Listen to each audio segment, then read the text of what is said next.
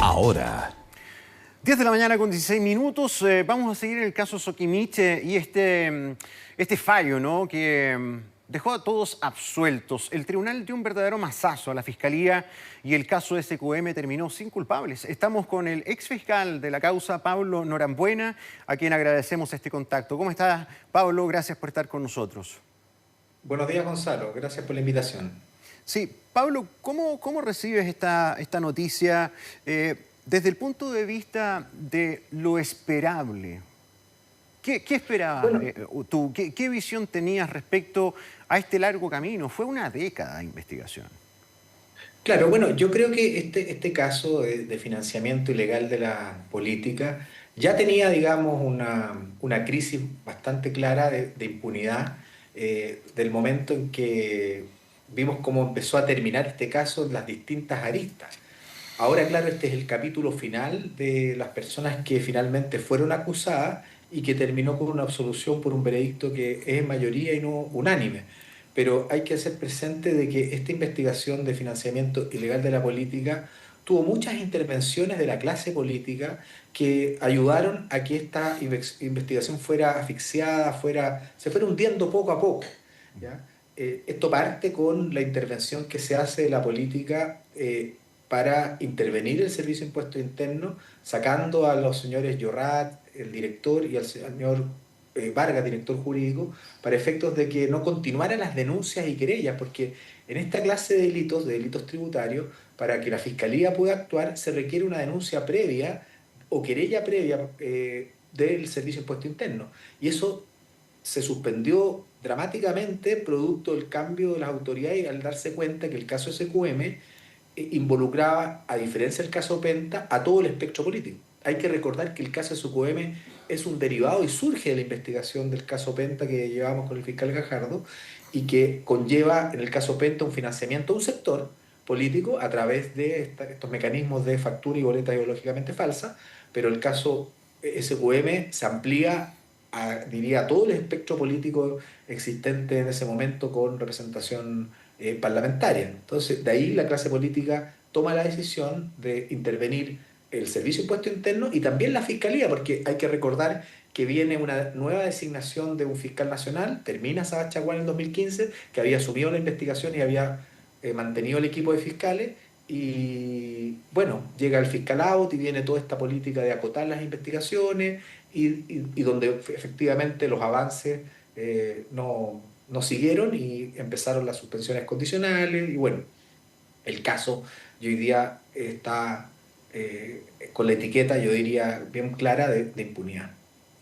Sí, ¿es el golpe más fuerte que ha tenido o la derrota más fuerte que ha tenido la Fiscalía desde su origen tras la reforma procesal penal?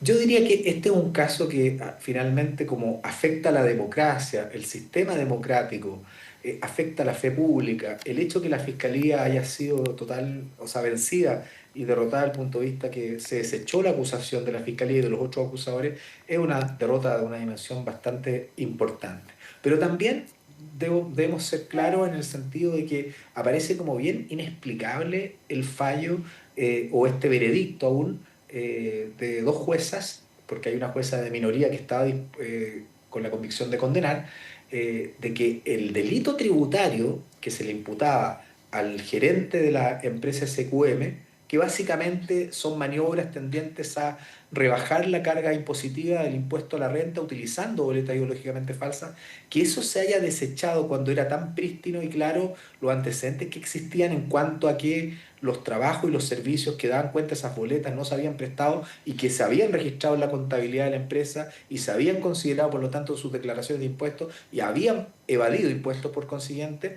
sumado a que la propia empresa, a propósito de esta investigación penal que nosotros iniciamos, durante el proceso procedió a rectificar sus declaraciones de impuestos. Por lo tanto, a reconocer que efectivamente esos gastos que habían atribuido como gastos necesarios para producir renta no eran tales. Entonces, llama mucho la atención de que esa imputación de la Fiscalía haya sido también desechada. Sí, ayer la jueza fue bien dura con la investigación, con el trabajo de la Fiscalía. En primer lugar, y fue una de las consideraciones, según entiendo, del fallo más relevantes para absolverlos a todos, fue lo largo del proceso. O sea, 10 años para llegar a un veredicto, para llegar a un resultado que vulnera también las garantías del debido proceso para las personas que están involucradas. Y lo otro es la desestimación del trabajo de manera bastante contundente, es decir, la calidad de las pruebas, la calidad y el peso de los testimonios. O sea, ayer la jueza fue punto a punto, elemento a elemento, prácticamente destrozando la investigación. Claro, pero como contrapartida hay un voto de minoría que desestima todos esos argumentos y bastante fundados. Pero si uno analiza con profundidad los argumentos que dan las juezas de mayoría, yo creo que son argumentos bastante débiles, incluso rayando con lo absurdo. Fíjate que en el tema de la afectación o supuesta afectación por el largo tiempo del proceso y la investigación, este caso se inicia en el 2015. Es un caso complejo que contempla a muchas personas, muchos periodos tributarios y a varias empresas. Y por otro lado, este caso, la Fiscalía lo cierra, la Fiscalía de la Quinta Región, y acusa el año 2018. Por lo tanto, la Fiscalía no tomó más de 3 años en formular acusación y cerrar la investigación. Eso quiere decir que la Fiscalía dijo, estamos listos para un juicio, acuso, pido una pena, estos son mis medios de prueba. Lo que sucedió es que el proceso intermedio de eh, preparación de juicio oral duró bastantes años y no se pudo desarrollar, entiendo, también por el tema de la pandemia, que las propias defensas no estuvieron de acuerdo por llevar a cabo estas audiencias por vía remota. Y después el juicio también fue largo porque hubo mucha prueba, pero hay varias cosas inexactas que también se plantean, por ejemplo, de que la Fiscalía habría ofrecido más de 14.000 documentos.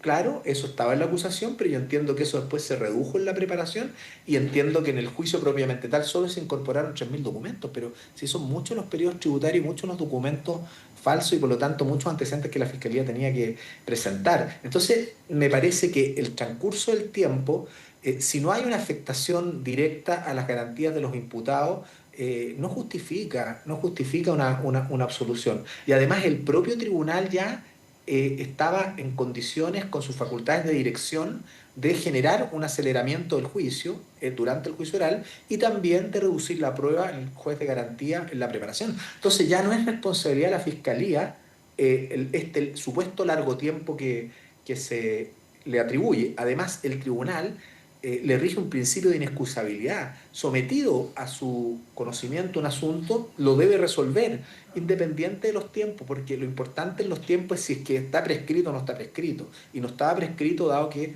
las formalizaciones se hicieron dentro de los plazos respectivos y habían querellas incluso nominativas. Entonces, me parece que en eso el fallo se equivoca y bueno, vamos a esperar, porque esto es un veredicto, recién da cuenta de la decisión de Claro. absolución.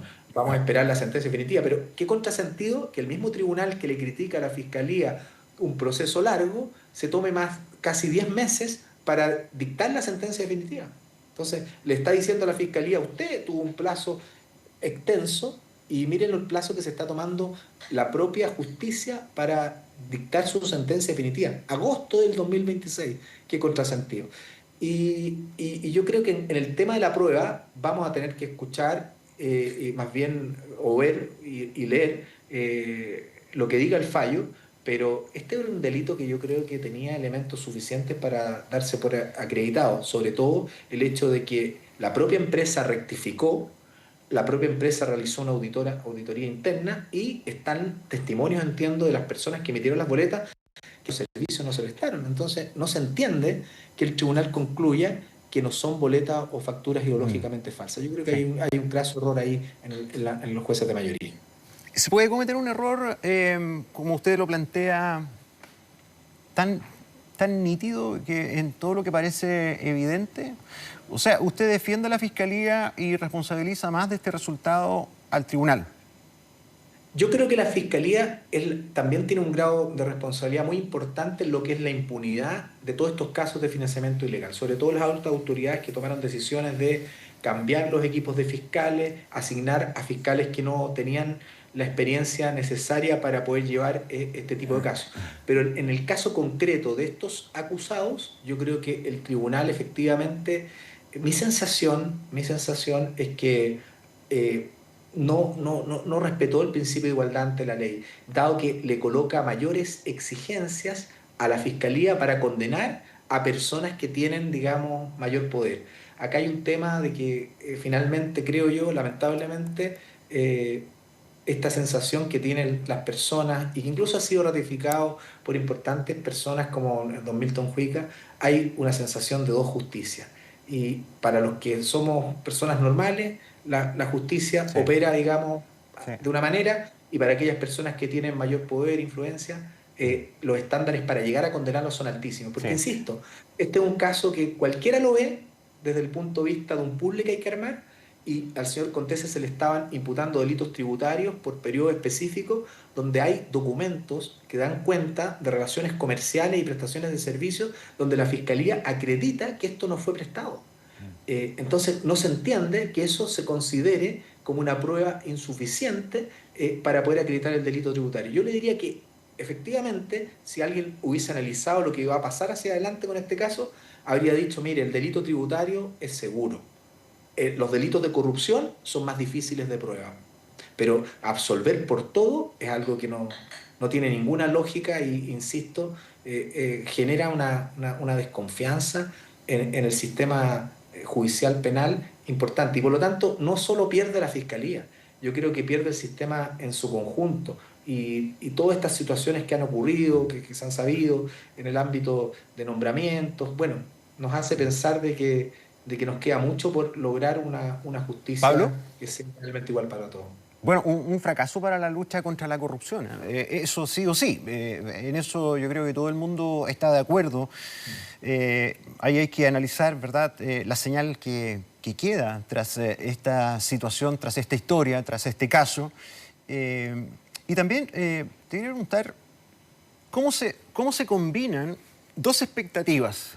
Una que creo que es muy importante, que es la percepción social y pública respecto a lo que ha pasado, porque en definitiva, como que todos saben que pasaron cosas. ¿Mm? Todos ya conocemos la historia, como lo que usted describe, aquí hubo hechos que revisten delito, versus la obligación de la justicia de comprobar esto hasta que no haya una duda razonable. Entonces tienes ese doble objetivo, ¿no? Claro, yo creo que efectivamente en un Estado de Derecho necesariamente es la prueba que el Ministerio Público rinda ante el juez la que tiene que lograr que ese tribunal llegue a una convicción más allá de toda duda razonable, eso no cabe duda. O sea, las pruebas Eh, fueron débiles. claro, Y ahí pero la yo fiscalía se creo, cayó. pero es que acá estamos frente a un fallo dictado por el Tribunal Oral, pero que es un fallo de mayoría, donde tiene un disidente que le digo, si usted escucha bien el veredicto, se va a dar cuenta que está muy bien construido la valoración y la ponderación y la adjudicación que hace la jueza al momento de desestimar todos los argumentos de la defensa y dar por establecidos los delitos. Entonces, todavía queda una etapa de que se dicte la sentencia y podamos conocer todo el razonamiento y la valoración de la prueba. Pero Y después de esa etapa viene el recurso. eso no cambiaría las cosas. O sea, por ejemplo, ya las 8 personas fueron absueltas. La sentencia debería ratificar eso y consolidarlo nomás. Pero viene la posibilidad de un recurso de nulidad de la Fiscalía y el Consejo de Defensa del Estado y de Claro. la Fundación querellante. Y ahí ese recurso puede ser conocido por la Corte de Apelaciones o por la Corte Suprema, dependiendo de las causales. Y eso podría implicar la nulidad de la sentencia y del juicio. Yo creo que aquí, claro, juega en contra todo el tiempo que ha durado el proceso, pero si esto se mira desde un punto de vista objetivo, independiente y con seriedad, yo diría que el tema del delito tributario es una cuestión que debiera reponerse, o sea, no veo cómo. Y también las imputaciones de soborno y cohecho también tienen antecedentes bastante serios y que le da plausibilidad, pero siempre es difícil que a un recurrente le vaya bien en un recurso, pero este es un caso que le digo, uno ve que el fallo se avisora como un fallo que debería ser un fallo poco sólido sobre la base de las argumentaciones que dieron. Piense que en el ámbito de las imputaciones de corrupción, el raciocinio de los jueces de mayoría es decir, mire, el señor Longueira, que era parlamentario en ese entonces, no actuó como parlamentario porque ocupó un correo Hotmail, no el institucional, y porque no dijo que era senador. Por favor, o sea, si ese es el estándar o ese es el raciocinio para poder desestimar un delito de cohecho y de soborno de parte del señor Contese, yo diría que ese fallo debería caer como un Pero ¿y castillo de arena. cómo se explica eso? ¿Cómo se explica entonces este Yo fallo? A ver, acá se ha hablado mucho de pactos, de mano política, de protección al poder. Se ha apuntado mucho a la gestión del ex fiscal Abbott. ¿Qué es lo que hubo acá? Mire, es que si uno mira las cosas y mira los hechos, y sobre esa base va sacando conclusiones, yo me preguntaría por qué, por ejemplo, el fiscal Abbott, cuando es elegido y es designado, la primera medida que toma es desmantelar el equipo de SQM y desvincular a los fiscales que habíamos iniciado estas causas y que teníamos una experiencia importante en este tipo de investigaciones. Fíjese que nunca se ha encontrado una razón técnica para ello. Entonces, alguien pidió eso. Alguien exigió eso. Y en un concurso en el cual esta persona dependía de una mayoría importante del Senado y habiendo un involucramiento relevante de toda la política chilena, yo concluyo que efectivamente infiero que esa exigencia estuvo en la mesa. Entonces, luego viene todo un tema de impunidad en cuanto a salidas alternativas de las causas y finalmente este botón o guinda de la torta, lo podríamos decir en términos coloquiales, que es este juicio. Pero también la Fiscalía cometió bastantes errores o decisiones también en cuanto a no llevar a todas las personas a juicio que correspondía. Y por otro lado está el tema del Servicio de Impuestos Internos que no se querelló y no denunció a todas las personas. Entonces eso también, eso sí se reprocha en el veredicto y eso sí podría tener algún grado de fundamento. Claro. Entonces, algunos sí y otros no. Eso no puede ser en un sistema. Entonces, nosotros lo que creo tenemos que hacer, sacar las lecciones de que necesitamos una fiscalía autónoma, independiente, sin conexión con la política, que efectivamente tengamos fiscales profesionales en términos de la persecución de la corrupción, que los hay. Yo diría que en el marco de los fiscales adjuntos, sobre todo en Chile, tenemos gente y personas que no tienen una agenda política. Si el problema se produce en los sistemas de nombramiento, tanto de altos jueces, como de fiscales regionales y fiscales nacionales, donde en el caso del fiscal nacional interviene el Senado y en el caso de la Corte Suprema también, se produce también una conexión muy directa con la política que luego permea la independencia de esa autoridad. Entonces, Sí. el trabajo que viene por delante, creo yo, para el sistema, porque hoy día el que pierde, claro, es la Fiscalía desde el punto de vista procesal, pero el que pierde realmente con esto y que le va a costar reponerse va a ser el sistema judicial y de persecución penal en su conjunto, no solamente la Fiscalía, porque finalmente a veces a estas personas no les importa mucho lo que piense la comunidad, pero es el país, en el fondo, el que importa, es el país el que tiene la relevancia. Las leyes son manifestaciones de voluntad de la ciudadanía y por consiguiente que exista esta sensación de desconfianza tan abrumadora respecto del sistema judicial es un daño para el sistema, para la Es democracia que y para todos nosotros. Es que este caso ya es el caso paradigmático de la historia de la reforma procesal penal. O sea, entiendo que este caso es el más largo de su historia. Había solamente comparable en términos de duración el denominado caso ADN Nutricom, que duró más o menos 8 o 9 años. Y este duró casi 11 años. O sea, es una locura del tiempo, ¿verdad?, que que de verdad, o sea, independiente que usted pone sobre la mesa factores como la pandemia, sí, pero de todas maneras son muchos años y eso vulnera efectivamente el derecho de una persona de ser investigada y esperar un fallo de la justicia en un tiempo razonable. Bueno, desde el punto de vista objetivo del tiempo, claro, es una extensión importante, pero le insisto que este caso se inicia el 2015 y la fiscalía lo cierra y acusa el 2018. Claro, Por consiguiente, fueron la varios años extensión para de llegar al investigación no juicio. fue. Pero el problema fue la etapa de preparación de juicio oral, Exacto. pero ya ¿Fueron cuánto? Como estos 3 años. plazos. Claro, pero es que esos plazos, por eso yo creo que el fallo o el veredicto es erróneo, porque esos plazos ya no dependen de la fiscalía. Ahí ya el control del curso del proceso depende del juez. Es el juez de garantía, en el Claro. fondo, el que dirige la audiencia y el que determina. Y lo mismo ocurre ahora en el juicio. Entonces, me parece que es injusta la imputación que se le hace a la fiscalía de afectación de ese derecho. Yo creo que si eso se escarba bien y se analiza bien con objetividad, se van a quedar como palabras que no tienen sustento. Claro. Porque no se le puede atribuir a una fiscalía demora si el caso se inició el 2015 y lo cerró y Claro. acusó el 2018. Claro, Entonces, a todo mí lo me que llama la pasó atención, sí, después. Pablo, y ahí te pregunto también tu punto de vista. A ver, este es un caso que está en el ojo de todo Chile, digamos. ¿Ah? Y mira la cantidad de elementos que en definitiva llegan a un fallo que muestra que el sistema está mal. Está mal, y no solamente el trabajo del Ministerio Público, sino que también el tema de los tribunales de justicia. O sea, si pasa esto en un caso emblemático, puede ser la gran explicación de por qué estamos como estamos en materia de administrar la justicia en Chile. Yo creo que hay mucho que mejorar, por supuesto. Yo creo que la creación de la Fiscalía Supraterritorial, con fiscales especializados en crimen organizado, bueno, las creaciones de fiscalías de alta complejidad, especialistas en delitos económicos, es un avance.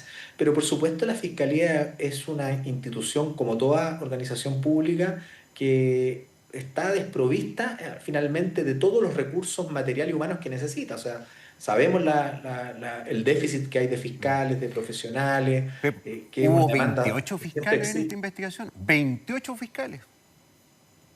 5.000 Eh, millones el costo. Mira, yo creo que ese tema, yo creo que si uno lo revisa bien, al final la proporcionalidad entre el número de fiscales versus los estudios jurídicos privados que tiene que enfrentar la fiscalía, un imputado puede tener 3, 4 abogados dedicados a su caso.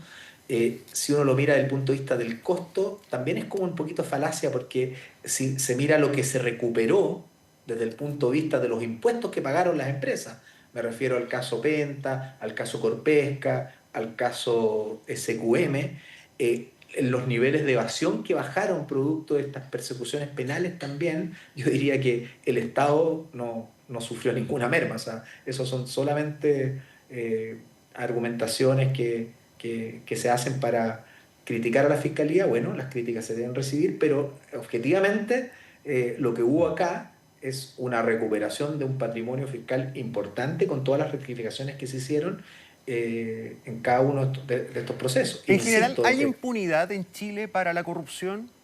Porque si uno revisa, por ejemplo, los casos más bullados, ¿quién estuvo preso, por ejemplo? Eh, a ver, Jaime Orpiz. Eh, claro. pero, ¿qué O sea, pasa con la corrupción? ¿Hay impunidad? ¿Acá los poderosos no pagan? yo creo que la sensación con la cual yo me quedo como haber participado y haber trabajado en la investigación de muchos de estos casos es que estas personas, por supuesto, cuentan con abogados defensores, pero finalmente son gente con muchas redes que efectivamente tienen un poder que les permite obtener que muchas veces consigan apoyos que uno nunca esperaría, ¿no es cierto? Y que sean las propias instituciones muchas veces las que algunos de sus altos funcionarios se dobleguen y cedan. Bueno, el señor Eh, Hermosilla también estuvo ahí y ya sabemos las redes que tenía y la capacidad de influencia que tenía prácticamente 360 digamos, en la institucionalidad.